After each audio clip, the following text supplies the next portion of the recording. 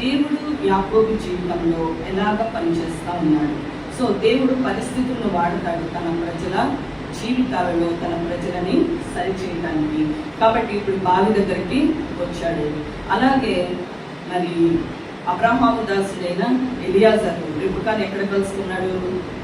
బావి దగ్గర కలుసుకున్నాడు. మరి నా ఒంటికి నీళ్లు మరి వేస్తావా అని అడిగినప్పుడు ఓకే తప్పకుండా అంటాడు. మోషే ఎక్కడ కలుసుకున్నాడు? ఇద్దరు కుమార్తెల్ని బావి దగ్గరే కలుసుకున్నాడు. సో ఆ కాలంలో మరి జనులు ఎక్కువగా ఎక్కడ కూడుకునేవారు? నీళ్లు కోసం. నీళ్లు అందరికీ అవసరత కాబట్టి వాటర్ కోసం వాళ్ళందరూ అక్కడికి వస్తారు అని వాళ్ళకి తెలుసు కాబట్టి బావి దగ్గరికి వెళ్ళి కూర్చున్నాడు. అక్కడ ఆ రాయి మూసివేయబడి ఉంది.